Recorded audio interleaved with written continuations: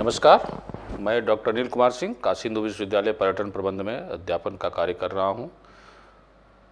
मेरे प्यारे विद्यार्थियों, आप लोगों के बीच में मैं एक स्वयं पोर्टल पे कोर्स शुरू किया हूं जिसका टाइटल है basics of tourism and hospitality industry.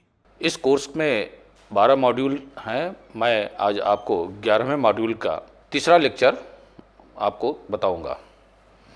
तो शुरू करते हैं। इस मॉड्यूल में मैंने जो तय किया है, आज 1 घंटे में आपको समझाने का प्रयास करूंगा कि ministry of civil aviation, DGCA and AAI, इसकी क्या रोल है टूरिज्म इंडस्ट्री में। जो study of national travel and tourism organisation का एक पार्ट है ये, और इनका जो है क्या भूमिका है ट्रेवल ट्रेड में। टूरिज्म एंड हॉस्पिटैलिटी इंडस्ट्री को ये किस प्रकार से सपोर्ट करते हैं, देश के उत्थान में टूरिज्म के सहयोग करने के लिए इनकी क्या भूमिका है, उस पर हम चर्चा करेंगे। तो ये जो आधे घंटे का समय रहेगा, इसमें मैं आप लोगों को बताऊंगा कि मिनिस्ट्री ऑफ सिविल एविएशन, नागरिक विमानन मंत्रालय, ये दूसरा जो चर्चा करेंगे हम लोग DGCA के बारे में, नागरिक विमानन महानिदेशालय DGCA, directorate general of the civil aviation, और इनका कार्य क्या है। फिर तीसरा जो इसका जो ऑर्गेनाइजेशन है, एयरपोर्ट अथॉरिटी ऑफ इंडिया, उसके बारे में चर्चा करेंगे। उसके स्वरूप क्या है, फीचर्स क्या है और उनका फंक्शन क्या है, कार्य क्या है। तो हम सबसे पहले मिनिस्ट्री ऑफ सिविल एविएशन, नागर विमानन मंत्रालय, ये सिविल एविएशन मिनिस्ट्री जो है एविएशन के सेक्टर में काम करती है, जिसका लोकेटेड जो है ये राजीव गांधी भवन है, सफदरजंग एयरपोर्ट पे, न्यू दिल्ली में, वहीं पे इसका कार्यालय है। और इसका जो मुख्य उद्देश्य है, नागरिक उड्डयन क्षेत्र के विकास और विनियमन के लिए राष्ट्रीय नीतियां और कार्यक्रमों को निर्माण के लिए जिम्मेदारी पूर्वक कार्य करते हैं। ऑर्गेनाइजेशन या विमानन अधिनियम 1934, विमान नियम 1937 और देश में विमानन क्षेत्र से संबंधित विभिन्न अन्य कानूनों के प्रशासन के लिए जिम्मेदार है। यह मंत्रालय संबद्ध और स्वायत्त संगठनों जैसे नागर विमानन महानिदेशालय, नागर विमानन सुरक्षा ब्यूरो तथा इंदिरा गांधी राष्ट्रीय उड़ान अकादमी तथा भारतीय विमानपत्तन प्राधिकरण तथा पवन हंस हेलीकॉप्टर्स लिमिटेड जैसे संबद्ध सार्वजनिक क्षेत्र के उपक्रमों पर प्रशासनिक नियंत्रण रखने का काम भी करता है। रेल संरक्षण आयोग, जो रेल अधिनियम 1989 के प्रावधानों के अनुसार रेल यात्रा और परिचालन में संरक्षण के लिए उत्तरदायी है, उसे भी इस मंत्रालय के प्रशासनिक नियंत्रण में आता है। जो DGCA है, DGCA का जो नागरिक उड्डयन के क्षेत्र में नियामक निकाय है, ये जो मुख्य रूप से सुरक्षा के मुद्दों पे काम करता है। यह भारत के लिए, भारत के अंदर और भारत के हवाई परिवहन सेवाओं के विनियमन और नागरिक हवाई विनियमों की वायु सुरक्षा उड़ान योग्यता मानकों के परिवर्तन के लिए जिम्मेदार है। DGCA अंतर्राष्ट्रीय नागर विमानन संगठन ICAO के साथ सभी विनियामक कार्यों का भी समन्वय करता है। एरा इसका एक जो है पार्ट है, airport economic regulatory authority of India, and era was established by the government of India wide notification number GSR 317E dated 12 मई 2009। ये जो है एक statutory body of government of India की है, जो regulate tariff of the arrow natural services. जो भारतीय विमानपत्तन अधिनियम प्राधिकरण जो एरा है, इसकी स्थापना 19/10/2008 की अधिसूचना से 10/2006 द्वारा की गई थी। इसमें वैमानिक सेवाओं के लिए टैरिफ को विनियमित करने के प्रमुख हवाई अड्डों पर प्रदान की जाने वाली सेवाओं के लिए अन्य हवाई अड्डा प्रभारों का निर्धारण करना, जैसे हवाई अड्डों का निष्पादन मानकों के लिए निगरानी करने के लिए भारत सरकार के सर्वाधिक निकाय के रूप में दिनांक 12 मई 2009 के कार्यालय ज्ञापन GSR 317 के माध्यम से अधिसूचना जारी करके इसको किया गया। The bureau of civil aviation security, जो BCAS के नाम से इसको जानते हैं, या नागरिक उड्डयन सुरक्षा ब्यूरो, इसे शुरू में पाणे समिति की सिफारिशों पर जनवरी 1978 में DGCA में एक सेल के रूप में स्थापित किया गया था। लेकिन इसकी महत्व को देखते हुए BCS को 1 अप्रैल 1987 को नागरिक उड्डयन मंत्रालय के तहत एक स्वतंत्र विभाग के रूप में इसको पुनर्गठित किया गया। BSC जो है, ये BCAS है, जो ये इसका मुख्य जिम्मेदारियों में भारत में अंतर्राष्ट्रीय और घरेलू हवाई अड्डों पर नागरिक उड़ानों की सुरक्षा के संबंध में मानक और उपाय निर्धारित करने शामिल है। Aircraft accident investigation bureau AAIB, ये जो है इसका विमान दुर्घटना जांच ब्यूरो का जो है गंभीर घटनाओं और घटनाओं की जांच करने के प्रयोजनों के लिए भारत सरकार ने 30 जुलाई 2012 को नागरिक उड्डयन मंत्रालय में एक ब्यूरो की स्थापना की, जिसे भारत के विमान दुर्घटना ब्यूरो AAIB के रूप में जाना जाता है। Commission of railway safety CRS, ये जो मिनिस्ट्री ऑफ सिविल एविएशन के अंतर्गत ही आता है। रेलवे सुरक्षा विभाग भारत सरकार के नागरिक उड्डयन मंत्रालय के प्रशासनिक नियंत्रण के तहत काम कर रहा है। रेल यात्रा और ट्रेन संचालन की सुरक्षा से संबंधित मामलों से संबंधित है और रेलवे अधिनियम 1989 में निर्धारित कुछ वैधानिक कार्यों के साथ चार्ज किया गया था इसको, जो एक निरीक्षणीय जांच और सलाहकार प्रकृति के हैं। The airport authority of India, हम इसको अलग से इसके बारे में पढ़ेंगे, DGCA और एयरपोर्ट अथॉरिटी ऑफ इंडिया के बारे में। ये जो है 1 अप्रैल 1995 को इसकी स्थापना हुई थी। अंतर्राष्ट्रीय विमान प्राधिकरण और राष्ट्रीय विमानपत्तन प्राधिकरण को विलय करके किया गया था, ताकि देश में हवाई अड्डों पर परिचालन, टर्मिनल और कार्गो सुविधाओं का एकीकृत विकास, विस्तार और आधुनिकीकरण में तेजी लाई जा सके। कुल मिला के हवाई यात्राओं को सुलभ करना और हवाई यात्राओं के जो सेक्टर में जो आने वाले जो हर्डल्स थे, उन हर्डल्स को ठीक प्रकार से नियंत्रण करके उसका प्रशासनिक नियंत्रण, उनका जो है मॉनिटरिंग और सुरक्षा का ध्यान रखने के लिए इसका जो है स्थापना की गई। पवन हंस हेलीकॉप्टर भी इसका जो है एक अंग है और PHHL, इसको जो है भारत की अग्रणी हेलीकॉप्टर कंपनियों में से एक है पवन हंस हेलीकॉप्टर। पवन हंस हेलीकॉप्टर को आज जितने भी तीर्थस्थल हैं, उन तीर्थस्थलों पे जो हेलीकॉप्टर की सेवाएं दी जाती है, उसमें पवन हंस हेलीकॉप्टर का ही प्रयोग किया जाता है। वही जो है इसकी मॉनिटरिंग करता है। इसका उद्देश्य तेल क्षेत्र के अपने अपतटीय अन्वेषणों कार्यों के लिए हेलीकॉप्टर सहायता सेवाएं प्रदान करना है और दूरस्थ और पहाड़ी क्षेत्रों में सेवाओं के साथ साथ यात्रा और पर्यटन को बढ़ावा देने के लिए चार्टर सेवाएं प्रदान करता है। अगर किसी को चार्टर की सुविधा चाहिए तो पवन हंस हेलीकॉप्टर को वो प्री बुकिंग करके चार्टर के रूप में इस्तेमाल कर सकता है। तो ये ऑर्गेनाइजेशन जो है उसको सुविधा मुहैया कराता है। कंपनी का जो पंजीकृत कार्यालय नई दिल्ली में ही स्थित है और इसके क्षेत्रीय कार्यालय मुंबई और नई दिल्ली में है। जो पवन हंस हेलीकॉप्टर है, भारत में पहली बार ISO 9001 और 200 प्रमाणित विमानन कंपनी है। पवन हंस भारत में हेलीकॉप्टर उद्योग की विकास कहानी में महत्वपूर्ण भूमिका निभाता है। आज भी बहुत सारे दुर्गम्य क्षेत्र हैं भारत में, पर्वतीय क्षेत्र हैं। उन पर्वतीय क्षेत्रों में सड़क मार्ग से पहुंचने में, यात्रा करने में अनेक प्रकार की कठिनाइयों का सामना करना पड़ता है। तो ये पवन हंस हेलीकॉप्टर जो है उसके लिए अगर कोई पैसा खर्च करना चाहता है तो उसके लिए एक स्वतंत्र रूप से बुक करके उनको यात्रा करने के लिए सुविधा देता है और वहाँ पे पवन हंस हेलीकॉप्टर के माध्यम से वो यात्रा कर सकते हैं। धार्मिक यात्राओं में मैंने बताया जैसे कि वैष्णो देवी की यात्रा है और भी बहुत सारी यात्राएं, केदारनाथ की यात्रा के लिए हेलीकॉप्टर की सुविधा दी जाती है, तो उसमें पवन हंस हेलीकॉप्टर की महत्वपूर्ण भूमिका होती है। ये कुछ तो अभी प्राइवेट प्लेयर भी इसमें उतर रहे हैं, जो मंत्रालय के अधीन उनका जो है नियंत्रण होता है, वो भी जो है वो नागरिक उड्डयन मंत्रालय उस पर ध्यान देता है कि कौन से लोग हैं, किस तरीके से ये काम कर रहे हैं। Rajiv Gandhi national aviation university इसका एक इम्पॉर्टेंट कंपोनेंट है, एक अवयव है, अंग है और महत्वपूर्ण अंग है। इसमें जो है यह संसद के अधिनियम 2013 के तहत स्थापित भारत का पहला राष्ट्रीय विमान विश्वविद्यालय है। 2013 में इस पहला राष्ट्रीय विमानन विश्वविद्यालय की स्थापना की गई है। इसके तहत विश्वविद्यालय परिसर में नागरिक उड्डयन मंत्रालय भारत सरकार के प्रत्यक्ष प्रशासनिक नियंत्रण के तहत फुर्सतगंज एयरफील्ड में पूरी तरह से चालू है। इनका जो उद्देश्य है भारत में विमानन को जो है UGC और aviation of India UGC of aviation of India बनाना है। ये जो इंदिरा गांधी राष्ट्रीय उड़ान अकादमी और राष्ट्रीय उड़ान अकादमी के साथ सह स्थित है, जो 35 वर्षों से अधिक समय से वाणिज्यिक पायलट प्रशिक्षण प्रदान कर रही है और इसमें 24 विमानों का बेड़ा है। यह इसे एक विश्वविद्यालय और एक उड़ान प्रशिक्षण संगठन का एक अनूठा संयोजक बनाता है, जो एक दूसरे के पूरक है। दुनिया में बहुत कम ऐसे संयोजन है जहाँ पे इस तरह की सुविधाएं मिलती है।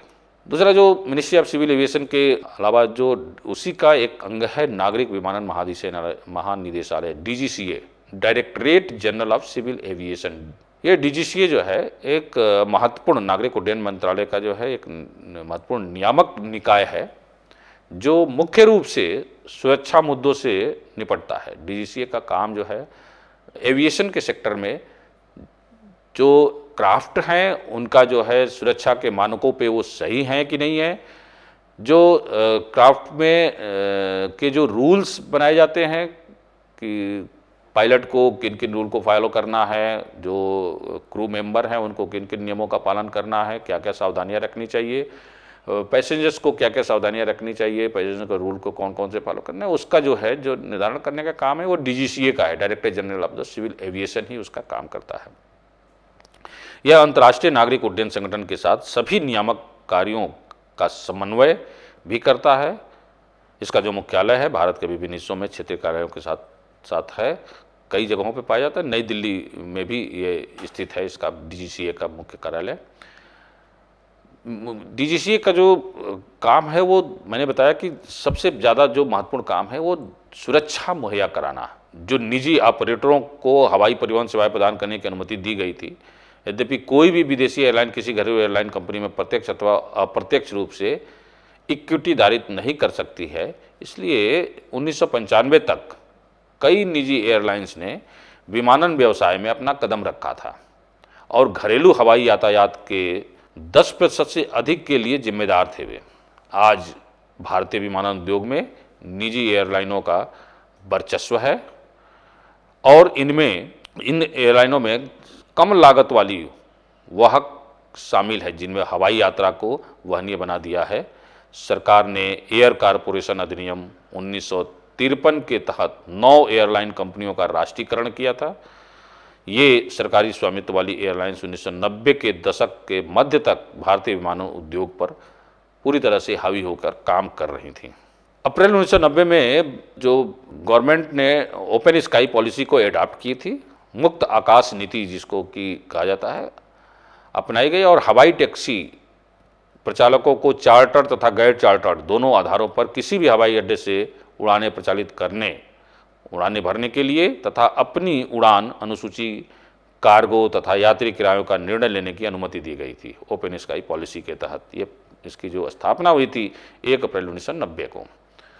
1994 में अपनी ओपन स्काई पॉलिसी के हिस्से के रूप में भारत सरकार ने हवाई परिवहन सेवाओं में एयर इंडिया, आईए और एआई के अधिकार को समाप्त कर दिया था।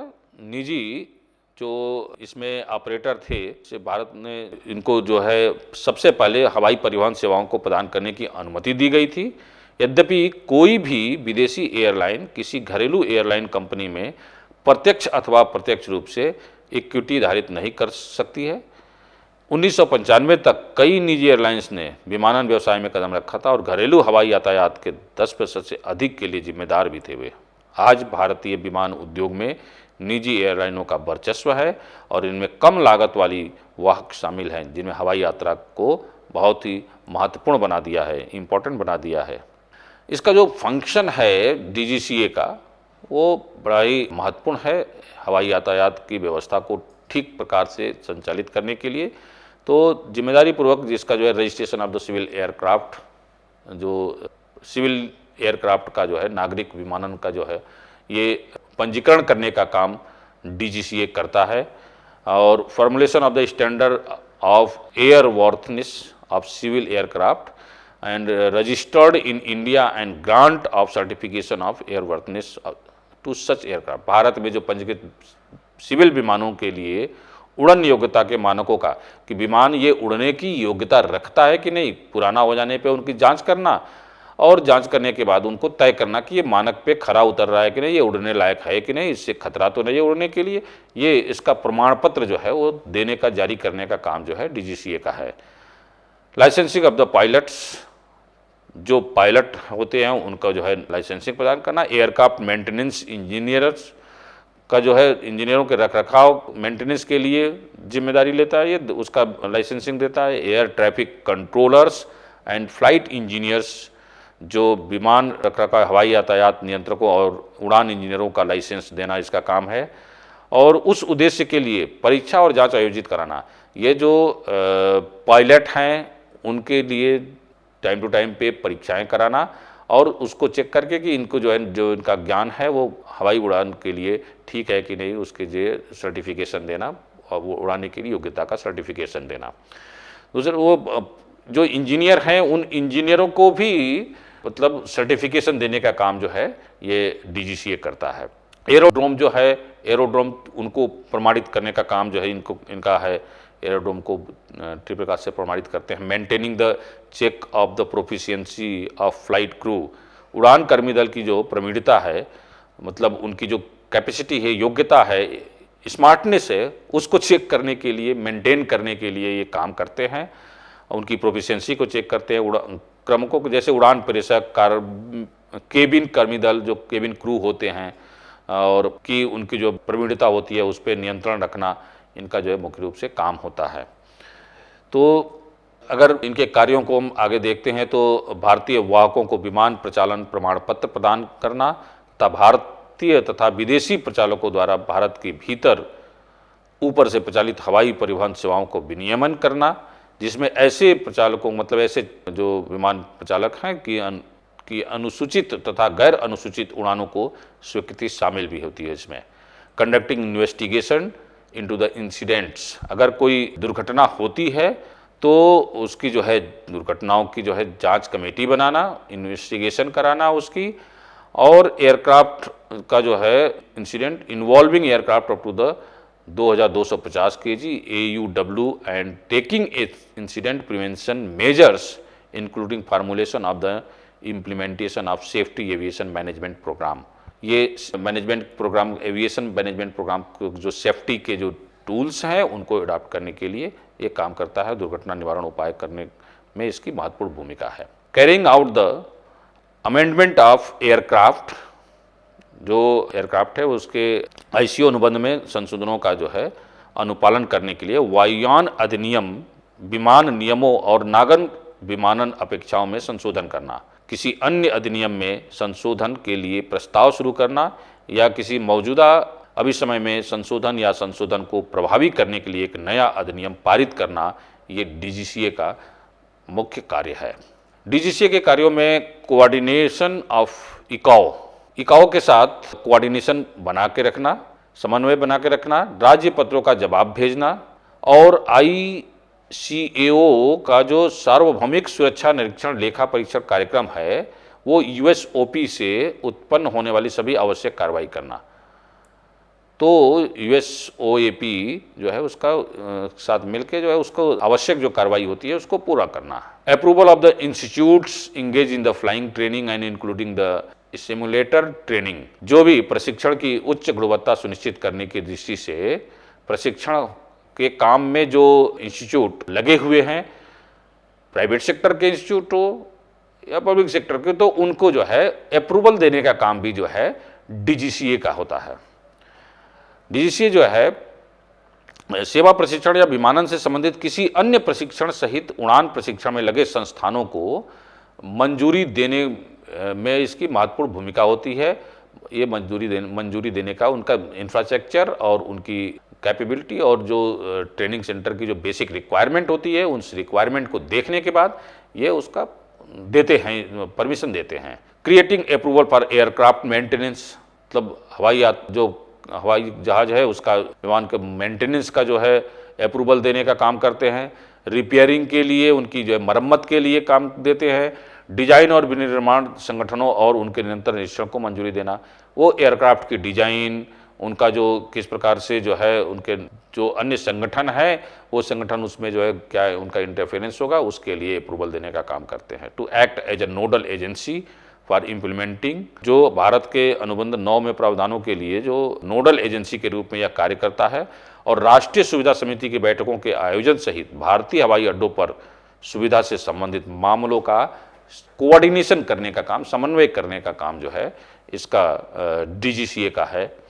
डीजीसीए के कामों में rendering advise to the government on matter relating to the air transport including bilateral air services agreements on ICAO matter and generally on all technical matter related to the civil aviation and to act as an overall regulatory and developmental body for civil aviation in the country। जो द्विपक्षीय हवाई सेवा करारों को जो है ICAO मामलों में आमतौर पर नागरिक उड्डयन से संबंधित सभी तकनीकी मामलों में, ये हवाई परिवहन से संबंधित मामलों में सरकार को सलाह देने का काम भी इसका है। एयर नेविगेशन के सेक्टर में संबंधित मामलों को विनियमन और निरीक्षण सिविल और सैन्य हवाई यातायात एजेंसियों द्वारा एयर स्पेस की फ्लेक्सी उपयोग के लिए राष्ट्रीय स्तर पर समन्वय और भारतीय हवाई क्षेत्र के माध्यम से नागरिक उपयोग के लिए अधिक हवाई मार्गों का प्रावधान करने का उस पर बातचीत करना, उसके लिए रास्ता निकालना कि कैसे उसको इम्प्लीमेंट किया जा सकता है। Keeping a check on aircraft noise and engine emotions in accordance with ICAO के अनुबंध 16 के अनुसार विमान के शोर और इंजन उत्सर्जन पर नज़र रखना। विमान में कितनी आवाज़ हो रही है, किस तरह की आवाज़ आ रही है, कई बार जो है विमानों में अनवांटेड आवाज़ें आने लगती हैं, उसको जो है नियंत्रण रखने का काम और उनको जो है ठीक कराने का काम जो है उस पर जो है इसका ध्यान होता है DGCA का, और उसको जो मरम्मत कराकर उसको ठीक कराने का काम जिम्मेदारी भी इसकी है। नहीं तो फिर वो अप्रूवल नहीं, फ्लाइंग अप्रूवल जो है ये मना कर देते हैं अगर इस तरह की दिक्कतें आती हैं तो। Promoting indigenous design and manufacture of aircraft and aircraft component by acting and catalyzing agents, उत्प्रेरक एजेंट के रूप में कार्य करके विमान और विमान घटकों के स्वदेशी डिजाइन और विनिर्माण को बढ़ावा देना। स्वदेशी डिजाइन में मतलब विमान का जो डिजाइन है उसमें थोड़ा भारत में अभी मेक इन इंडिया की बात चल रही है, तो उस तरह से भारत में बन सके उसके लिए बढ़ावा देना, प्रमोट करना, उनको सजेस्ट करना, और उसकी इंटीरियर और बाहरी जो कलर वगैरह है उस पर भी जो है सजेशन देना, उनको अप्रूवल देना। Approving training programme for the operator of carriage of dangerous goods, जो लोग जो है डेंजरस गुड का इसमें लेके चलते हैं हवाई यातायात में, उनको जो है अप्रूवल देना। Safety oversight in the entities approved certified licence under the aircraft rules 1970, वायुयान नियम के तहत जो है अनुमोदित प्रमाणित लाइसेंस प्राप्त सभी संस्थाओं को सुरक्षा की निगरानी करने का ध्यान भी इनका होता है।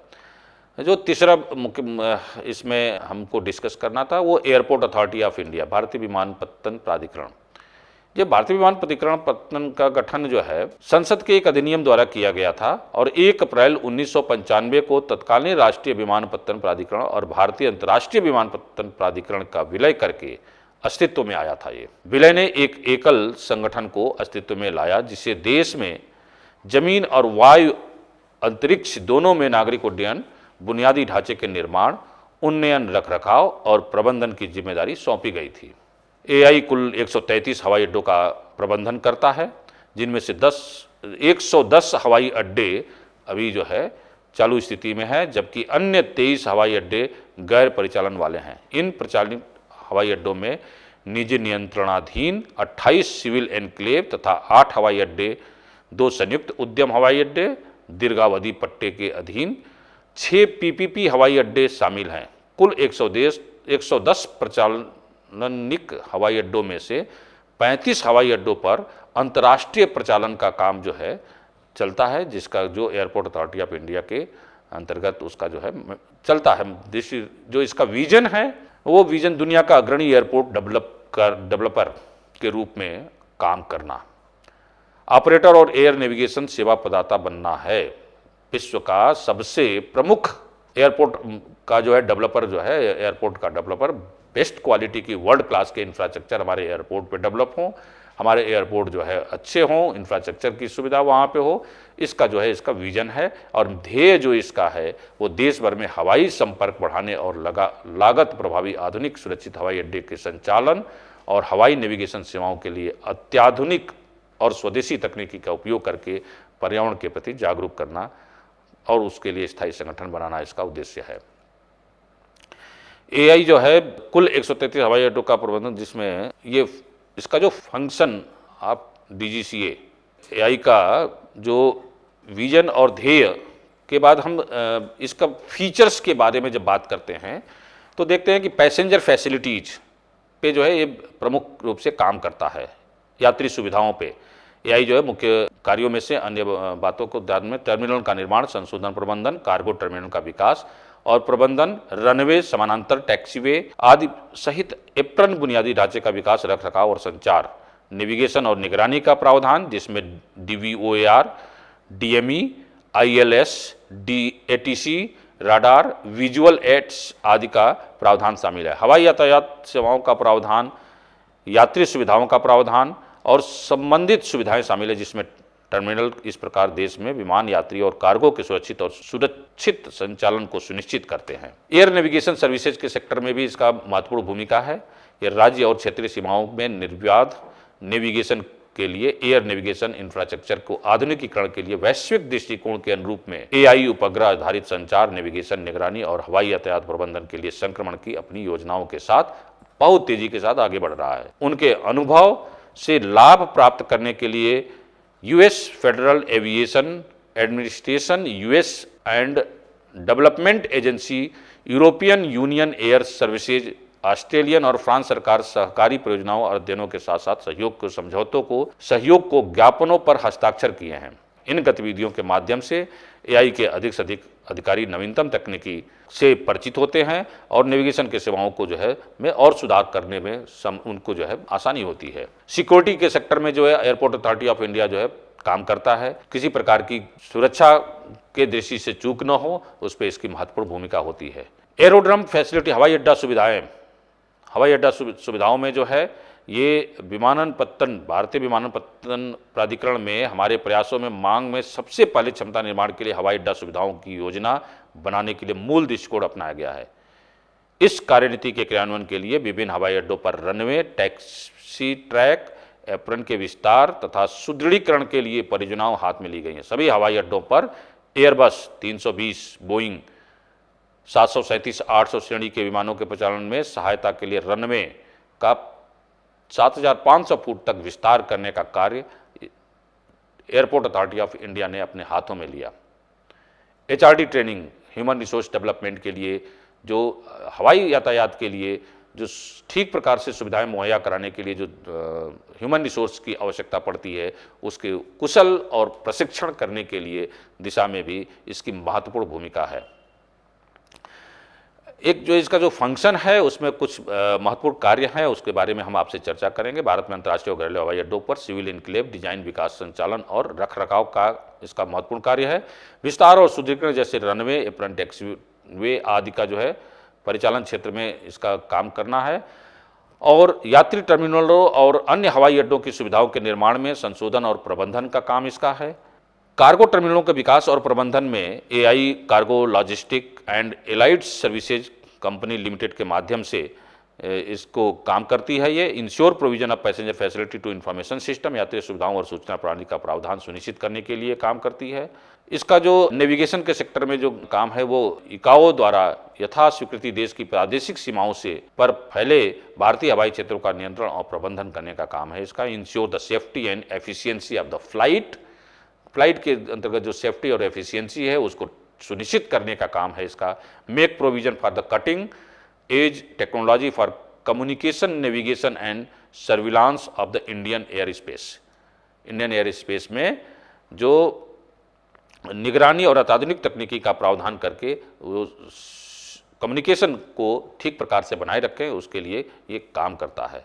तो हवाई यातायात के क्षेत्र में चाहे वो मिनिस्ट्री ऑफ सिविल एविएशन हो या डीजीसीए हो या एयरपोर्ट अथॉरिटी ऑफ इंडिया हो, इन तीनों की बहुत महत्वपूर्ण भूमिका है। आधे घंटे के भीतर इनको समेटना बड़ा कठिन काम है। तीनों अपने आप में एक विस्तृत चैप्टर हैं। फिर भी हमने प्रयास किया कि इन जो भी कुछ इम्पॉर्टेंट जो पर्यटन उद्योग के सेक्टर में, हॉस्पिटैलिटी इंडस्ट्री में जिसके लिए आवश्यक जानकारी है उन जानकारियों को आप तक पहुंचाएं। आपने ध्यानपूर्वक सुना, इसके लिए हम बहुत बहुत आभार प्रकट करते हैं। बहुत बहुत धन्यवाद। नमस्कार। जय हिंद।